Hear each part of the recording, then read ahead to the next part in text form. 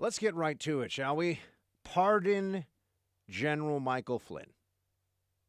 Should happen right away. President Trump, I don't know how I get this out to you. I guess I got to start lighting it up on Twitter, Producer Mark. He likes the buck Twitter. I think that's the only way I can reach the big guy. I want to say pardon General Flynn. You know? When are we having your friend on the show? That's a good question, actually. I was thinking we'd invite him on in 2020. He's going to be a little busy running the free world and winning the election. But you get his message out to the right people. Yeah, no, absolutely. No, the Trumpster knows the buckster is one of the good ones. So we'll try to see if we can make that happen. I know some people who know some things about some stuff and some people. So Naturally. Yeah. Of course, as one does. But General Flynn needs to get pardoned. Dinesh D'Souza was pardoned. Oh, that's right. Another conservative who was given the harshest possible situation under circumstances similar to what other people who were Democrats had gone through. And it's almost like, oh, that's right, Preet Bharara, Democrat, leftist, anti-Trumpster. He was the one in the Southern District of New York who decided that Dinesh D'Souza should go to a halfway house, essentially go to a kind of minimum security prison setup for a while. Do all this community service because he gave extra money to a failing congressional campaign, which Dinesh admitted was wrong. It was stupid. It was very dumb. I could not begin to explain to you why Dinesh D'Souza would do something that foolish, but Dinesh doesn't try to explain it either. He just says, look, I made a mistake. People do foolish things. They have, rash judgment. It can happen. But usually that's taken into account as well when it comes to the criminal justice system. And we also try to give people mercy wherever mercy is would make sense. But not for General Flynn, although, look, I understand. This is what people are going to say. I try to anticipate the arguments that your annoying lib neighbor will make when he comes over and you guys are mowing the lawn. Although I guess right now you'd actually be plowing the snow. I doubt, depending on where you are in the country, some of you might be mowing the lawn. And you see Bob, the neighbor, and he comes over and he tries to tell you about what's what with Trump and Flynn and all this other stuff. What they'll say is, well, Flynn's he was only facing probation at the government's request, but he still will be a convicted felon, and his reputation will be ruined. And he has gone almost, I'm not sure what the financial hardship has been exactly, but I believe he's gone almost bankrupt, if not bankrupted, by this whole process. You always have to remember that, too. These Democrats pretend like, oh, we're just investigating. We're just going to investigate everybody. Use government resources to investigate everybody we don't like. A lot of times that comes out of people's pockets. You got to pay for that. You've got to be, somebody who has enough cash reserves in order to fund your own defense as long as you want. Remember, the government gets paid either way. They get paid no matter whether win, lose, or draw. It doesn't matter. Government, they all get paid. They're taking your money to hound people who didn't do anything. So they've been doing that to General Flynn for quite some time. It's disappointing today. You got Judge Emmett Sullivan, he was the one who rightfully went nuts on the government for their, oh, that's right, another Republican prosecuted who shouldn't have been, Ted Stevens. Another fix was in, stacked deck against Senator Ted Stevens. And that's right, Senator Ted Stevens went to trial, but Senator Ted Stevens lost his Senate seat to a Democrat. Oh, and that was a necessary vote to ram through Obamacare. You mean that they brought a sham prosecution against a sitting United States senator where they hid exculpatory evidence, which is a violation of the ethics of prosecutors, of lawyers. Big violation, big problem. And that then resulted in the switch of that Senate seat and a necessary Senate switch for the passage of Obamacare. So remember, when they go after these targets, the ripple effect, the ramifications can be huge. They can't prosecute everybody, but they don't have to. If they set the precedent of prosecuting certain Republicans, destroying them when they've done nothing wrong, do you want to be next? Or perhaps they just take that person off the battlefield of ideas, remove them from office, and make way for some more palatable, more appealing leftist, statist type. But Judge Sullivan has rejected, this is why I'm thinking of this case today, has rejected the legal team of General Flynn's request for additional essentially to vacate the plea that was that he entered into. General Flynn pleaded guilty Remember, it's not pled guilty. Anybody who says that, you can be annoying and correct them. Excuse me, it's pleaded guilty. I'm not even a lawyer, and I know that one. Boom. Mike Flynn pleaded guilty to the lying to the FBI charge. And now people say, well, he also lied to the vice president. He lied, to the American people or whatever. But those aren't crimes. And also, maybe he misremembered it. Maybe he just didn't really even recall talking about this. Because keep in mind, why would he knowingly lie to the vice president about this issue when there's no problem with talking to Ambassador Kislyak about this? Oh, the Logan Act? They're going to go after him under the Logan Act? Please. It's ridiculous. But here's what Judge Sullivan says, and some of my legal advisors out there have told me he may not be wrong on this issue as a legal matter. He said, look, you entered into a plea deal with the government, and you have the benefit of that plea deal. You're going to get sentenced on January 28th. You're probably not going to get any prison time because of your plea deal. And your claim that the Flynn's legal team is claiming that there was essentially foul play in pressuring him to take that deal. Problem is, when he took the deal, he claimed there was no pressure or foul play, and he was entering into this deal willingly, knowingly that he's waiving constitutional rights in the process. He's waiving the constitutional right to a trial, for example. And this is how all these cases in the federal government overwhelmingly, it's like 97%, I believe, of federal criminal cases are plea bargains. Because they don't have the resources to try all of them. And you generally get a substantial benefit from taking the plea bargain, and except for when you're talking about some cases where they're going to hit you with a tough sentence anyway, or mandatory minimums may apply. And remember, with the federal government, you serve the whole bit. I think that's what they say in the joint, which is the way they refer to prison in the joint. And I think it's your bit is when that's your stint in prison. I know some of the lingo. I've watched some of the movies. But you have to serve your full time in federal prison. There's no way to get around it. They don't do parole. So Flynn, I don't think is going to get prison time. Well, that would be quite a moment. You never really tell. But Sullivan's saying, look, you entered into this agreement. Essentially, you signed a contract, and you said the contract was fine when you signed it. And just because you say now that you wish you had known some other stuff before you signed it doesn't get you out of the contract. That's what Sullivan is saying about Flynn. It's tough to take because what the Flynn defense team is asking for is, well, can you look through the Sentinel system, for example, the FBI has, and find the original versions? We know now, because of the Inspector General report, that the FBI mysteriously has people who will sometimes change information, say, in a FISA warrant to make it look worse for the target of that FISA warrant, as they did to Carter Page. So now the question that is being raised is, well, hold on a second. How about finding out for us, meaning the defense team, whether there were earlier versions of the interview, whether there were earlier versions of, what had gone on here. How about that? Can we know if this information exists and then make our decision based upon the additional information that would show perhaps that there were changes made? Because here's what could have happened.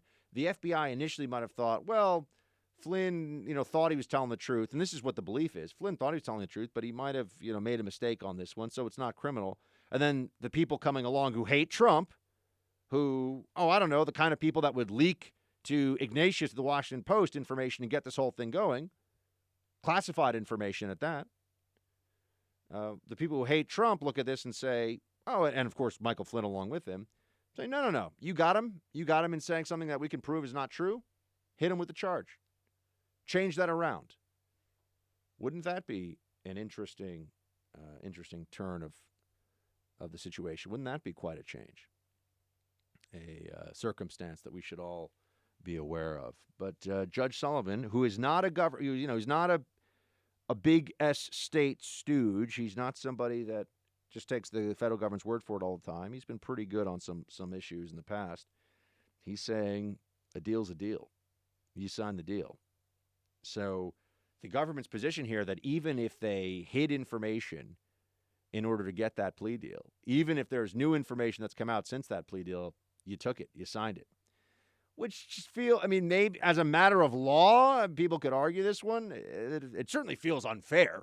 And it is, the situation, the whole circumstance of this is unfair to General Flynn. And I just have to remember that this is how dirty they were willing to play early on. Remember, I played the clip for you of Comey yesterday saying, yeah, we figured we could just send over a couple FBI agents to entrap Flynn because they weren't, they're coming into a new situation, new White House. They probably figure everyone's going to be collegial. Everyone's going to try to. So, Comey used that good faith against General Flynn. Used the sense that a 30-year veteran of the military would probably just sit down and, who's the national security advisor, by the way, or about to be, would sit down and talk to FBI agents, thinking that there was something he could help them with or they could collaborate on something. Remember, there was no crime. They were investigating no crime. There was no crime to investigate. How far is this really from sending a couple of FBI agents over to have a donut and a coffee with somebody in the White House and just sort of like talk offline a little bit about, hey, could you help us with something? And if the person says something that turns out to not be true, got to hit you with a federal felony. You lied to FBI agents, but I thought we were in the trust tree. I thought we were in the nest. I thought we could just sort of talk about things. I'm not covering up a crime. I'm not a part of any crime. Well, why am I, I'm going to be treated like I'm a criminal now? Oh, yeah, that's how the FBI plays the game. Remember, the FBI can lie, make mistakes, all kinds of stuff. No consequences. You lie about nothing, you go to prison. This is how they like the rules to be. And this is how the deep state certainly likes it to be. So this is why I just come to my initial conclusion here. Pardon General Flynn. Pardon General Flynn, President Trump. It's the right thing to do. He's been through a tremendous amount already. They've dragged him through the mud. This isn't a betrayal situation. Okay, he didn't do something that really is serious. He didn't do something that really shows a lack of judgment. This is, this was a nothing burger. I used the word. Damn it! I was trying to stay away from it. Nothing burger. I was going to ban it from the show. But this is making a mountain of a molehill. Some of these old-time phrases just sort of come out sometimes. But they should pardon General. He should pardon General Flynn right away. And as you know, part of the deliciousness of the justice here would be libs will completely lose their minds. If he pardons General Flynn, they will go to DEFCON anti-Trump 1, Trump derangement syndrome DEFCON 1.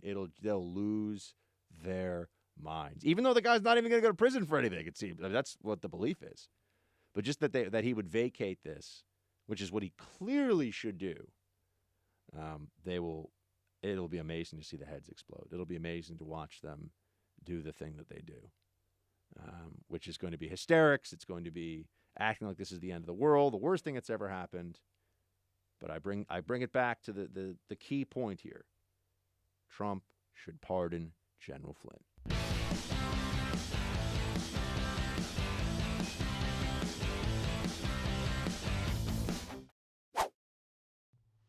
What does the Republican Party today stand for? I don't know. Loyalty to Trump is what I think it stands for.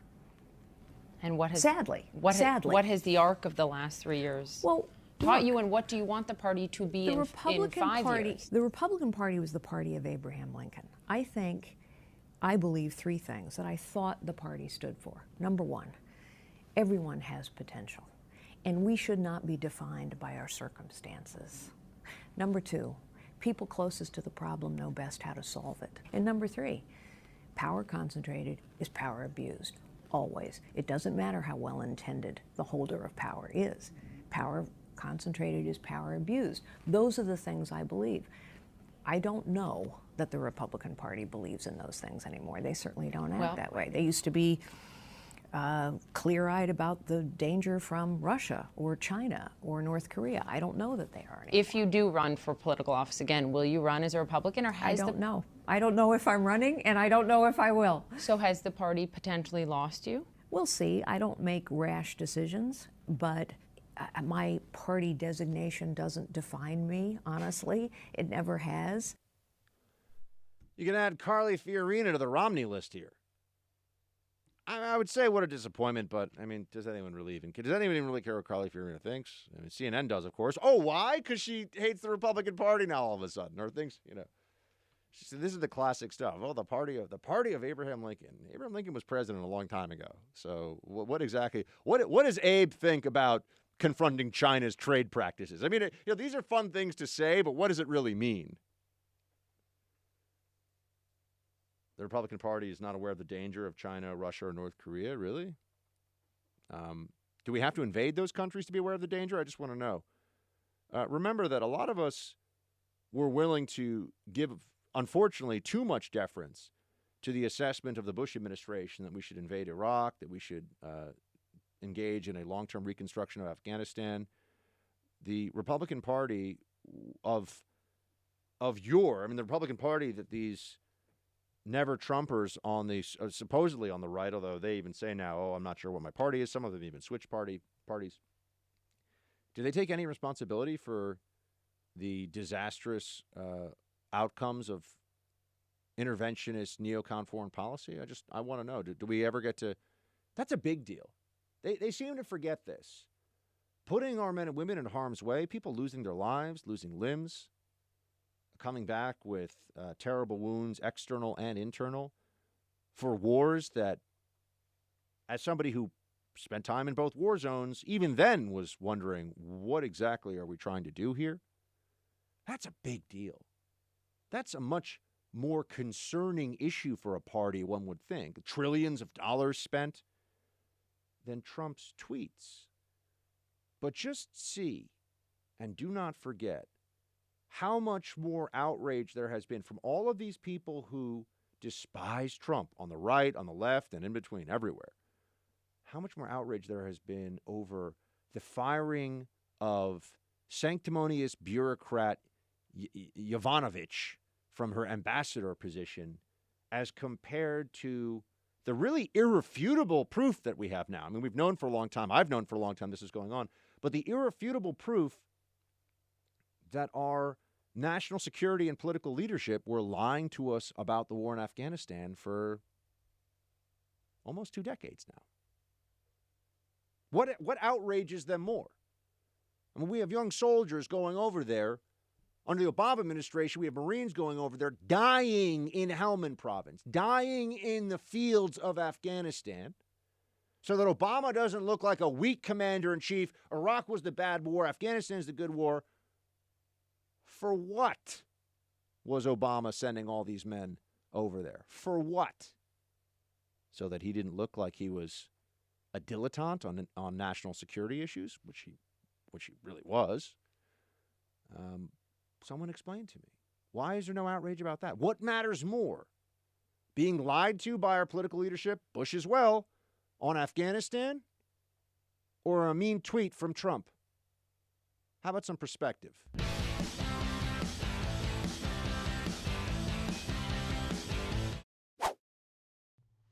How can you overturn the will of 63 million voters in 2016?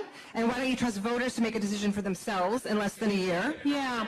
So the question on overturning the election and why are we moving ahead with impeachment when the election is in 2020?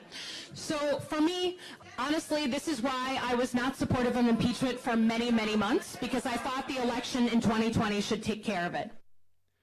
Oh, well, hold on a second. Democrats now are saying that this is Alyssa Slotkin, who's out there telling us that the reason she supports impeachment is because she's clearly concerned that 2020 won't take care of it. They're afraid they're going to lose, folks. That's what's behind so much of this. They are concerned that they will lose the next election, and they should be, because their candidates are clowns. Their candidates are not people of vision or charisma. Their candidates are not people who will make decisions that benefit the vast majority of Americans. They are pushing stale, failed ideas, things that have not worked elsewhere. They're lying to people about the cost. They're lying to people about the consequences. And so, as I've said all along, this is a political exercise in its entirety, and they're pretending it's anything but because they have to. The moment we recognize that it's a political exercise, or the moment there's that understanding. By the way, anybody know where the whistleblower is? What happened to the media? Where's the? It was reported this guy Eric Sharamella, and then they don't nothing, huh? No one wants to dig that one up. No one wants to figure that one out. Seems so weird, given the media's willingness to publish classified information, to leak sensitive national security program information to the public, do things that the different intelligence agencies have begged them not to do. But is Eric Sharamella the whistleblower? That is sacrosanct. That's the most sacred thing that's ever come. This is what don't trust the media. These people are frauds. They're liars. They're not honest with you about who they are and what they do. How is it possible that the identity of that individual is not a major news story and something the public should know? They lie about the interpretation. They lie about what the law says. They say that the law means that this has to be kept secret. That's not true. Inspector General at any point in time could say, look, I think it's going to come out anyway, so here's who this guy is. You were protected from retaliation. Fine. Protect the guy from retaliation inside the government. Fine. That's no problem. No one's claiming the guy should be retaliated against for filing this complaint. They're just saying we should know who this guy is. We should know who he is. And we don't. You know why we don't? Because the libs don't want us to. Now, you might say, Buck, you already said his name. Yeah, but they hide behind this pleasant little fiction of, well, it's not confirmed. So you're always going to get undercut when you say, hold on a second, this guy's clearly a Biden stooge. He's clearly somebody who's a Democrat, who gives money to Democrats. This is a partisan hit from inside the deep state. They say, well, but you don't know that. You don't know that. I mean, but we do know that, right? But they like to play this game. You don't know that. It starts to get all philosophical. I don't really ever know anything. With the dossier, for example, they will say, well, you can't prove that it's false. Do you know that the dossier, everything in it is false? Can you show me that this meeting never happened, that we have no proof of ever happening? They turn reason and evidence upside down, and of course, that's why it's so hard to engage them, and it's difficult to debate them, not because they're right, but because they're not debating like rational human beings. They're just changing all the rules of how we come to conclusions and how we use logic and our powers of deduction.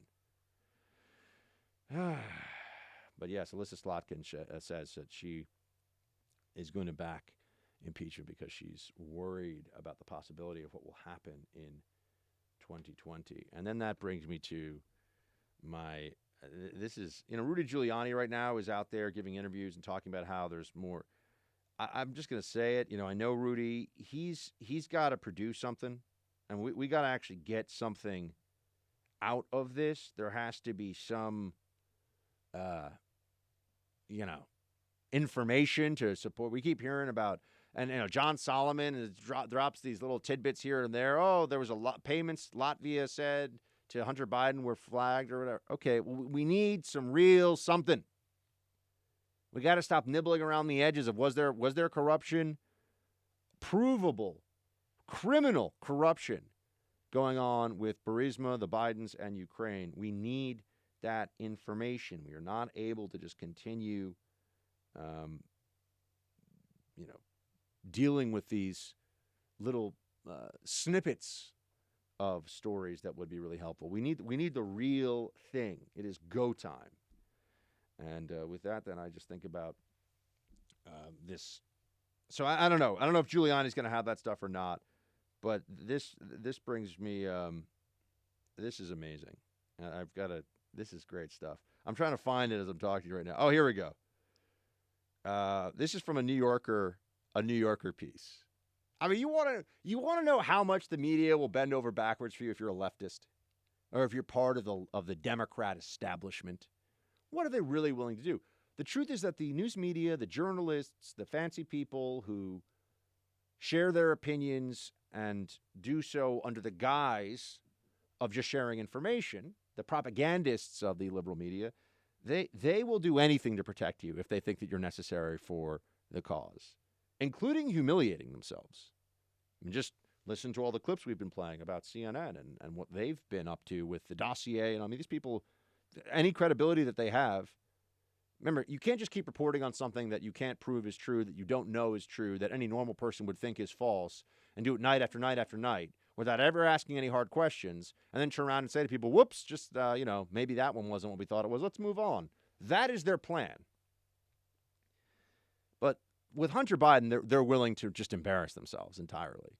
They really feel this need to protect Hunter Biden, because if people start to figure out, wait a second, it was really gross, even if it wasn't criminal what he was doing in Ukraine, and this guy's a mess, and, Joe Biden has not in any way reined this guy in on this stuff, at least not in any way that we know about.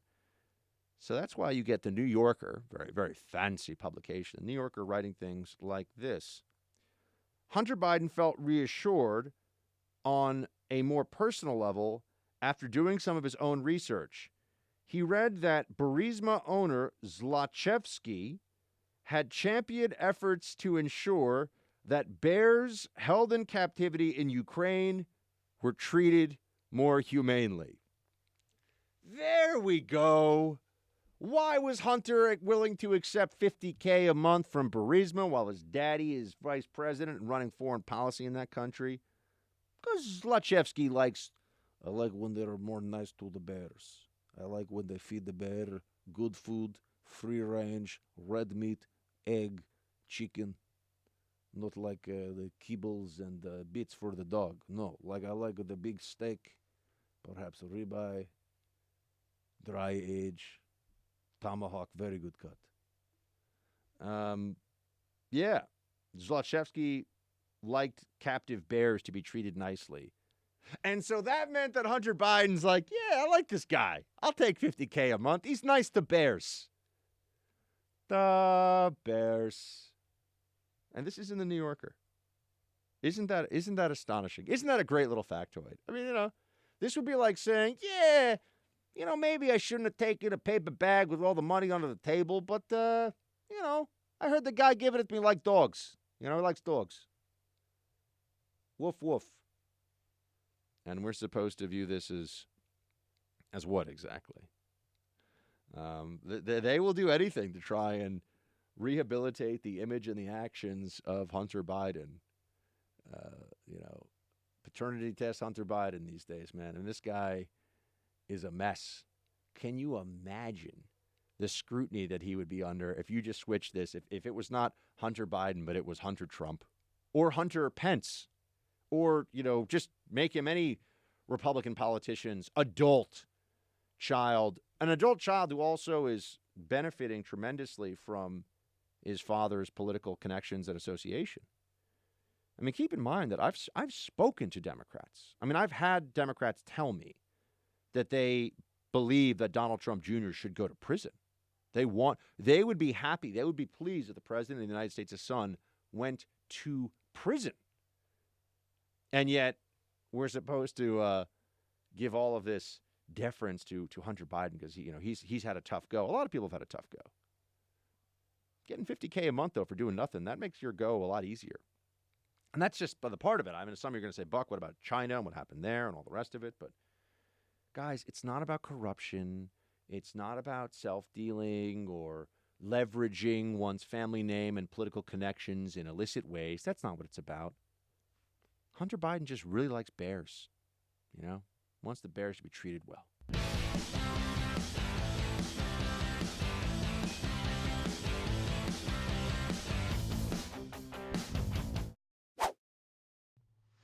He's a very great crime fighter. He was probably the greatest crime fighter over the last 50 years, very smart. He was the best mayor in the history of the city of New York. He's a great person who loves our country. And he does this out of love. Believe me, he does it out of love. I think that in Rudy Giuliani, I will always be thankful for what he did for the city of New York. I just hope he knows what he's doing with this whole Ukraine thing. And my former colleague, John Solomon at the Hill, I hope he knows what he's doing too. I'll just leave it at that for now because, they're stomping around here on all this stuff still. And it gives all these talking points to the libs about, the conspiracy this, the conspiracy that. Now, I know they're slandering Rudy, of course. Rudy's a patriot, always has been, always will be. But here's what you get people saying about him on TV as a result. Play 17. even if polls aren't moving today, they could move tomorrow. And even if they don't, isn't it important to press this? Rudy Giuliani dangling evidence that he never provides. Yeah, I mean, look, he's a con man. I don't know why we're giving him much credibility here. He's a con man who's been off the rails for years, and he's been pushing these lies for months related to the vice president. And really, to Avi's point earlier, he is pushing Russian propaganda. I mean, this notion that Ukraine hacked the DNC and that they have the server, that comes right from Moscow. He is essentially acting as a Russian agent here, and I think you can't let him get away with it. There we go. Another guy acting as a Russian agent. Trump acts as a Russian agent. Rudy acts as a Russian agent. This is the thing that idiot libs say about people they don't like in the political game. That's what they do. Acting as a Russian agent. I remember during the Obama administration, if you disagreed with Obama's feckless foreign policy and reckless counterterrorism decision-making, oh, he got bin Laden. Okay. Great. They knew where bin Laden was hiding. Not because of Obama. What about all the other counterterrorism missions? What about the Islamic State? What about the rise of the caliphate? What about the mass casualty terror attacks that were happening in Europe and the United States? How many of those have been happening under Trump, by the way? You'll notice. Far fewer. Far, far fewer. Isn't that interesting? But if you disagreed with Obama on any of this, what they said was you were doing bin Laden's bidding. So you were effectively an agent of bin Laden if you disagreed with Obama on foreign policy. That was the subtext all the time. That was the way they just brushed you aside. But hold on a second. Obama's people, Samantha Power and Susan Rice and Ben Rhodes, these people make wise decisions. They're really smart. I don't know who believes that. But it used to be you're doing bin Laden's bidding, and now it's you're doing Putin's bidding. You're a Russian agent if you do anything that the libs do not like. Do we have? Speaking of conspiracy theories, this will be a fun one. Producer Mark, I don't even know, what is this Maxine Waters conspiracy theory on CNN? Can you tell me what this one is before I just see you threw this in the mix today? Do we know? I saw somebody tweeted it. She was ranting about impeachment, and she has some weird stuff to say. I can't even explain all right, cool. what she said. Well, this will be a first for both of us. Let's hear what the conspiracy theory is that Congresswoman Waters is sharing with folks right now. Please play 14. Because I believe, even though I don't have the facts to prove it, I believe that Putin wanted to lift the sanctions. He's always wanted to lift these sanctions that were placed on him because of his interfering with and incursion into Crimea. And so I believe that they wanted to elect President Trump. And Trump, I believe, agreed, I will always believe this, that he agreed that if he got elected, he would lift those sanctions. He would like to do it. He's not been able to do it. But when they talk about we just making things up, and he talks about this as a witch hunt, there are too many facts. This president will not condemn Putin for hacking into the Democratic National Committee, will not condemn him for hacking into our election system. These are facts. 17 of our intelligence agencies have said this. Are these patriots or not? I mean, what do they think about our democracy being undermined by the President of the United States of America? If they want to say we just don't like him, they don't really care about what happens to this democracy, don't have an appreciation for the Constitution. What the heck was that? It's like Trump, Putin, Russia, DNC hack, undermine democracy. I mean, this is just. Remember that game Mad Libs when you were a kid, and you would say, you'd have to fill in the blank with different words. This is what Democrats do with Trump, impeachment, Russia. They just repeat these different words. They just say this stuff, and you say, well, hold on a second, what? I don't get it. Why are you saying that? Oh, no, how dare you? How dare you? Of course, this is the way it should be said. Of course, this is a true accusation. I don't even know what she was. That was wow. But that's Maxine. That's Maxine Waters. Hey, at least she was honest enough to say impeachment publicly. I think almost a year ago now. Maybe even more than that.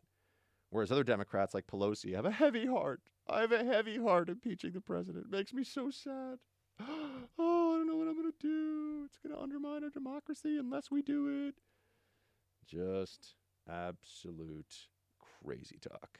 But hey, the good thing about electing Democrats in 2020, if that actually happens, if we have a Democrat who wins the election, is that at least producer Mark, at least we'll be going off the rails of a crazy train. And we'll be doing it together. Okay, Ozzy Osbourne. You were testing me. I knew exactly what you were doing. You can't slip one past producer Mark, man. He knows what's up. I'm the Henrik Lundqvist of the show. Don't even know who that is. Don't even know who that is. He's the Rangers goalie. Now One I of the know. best of all time.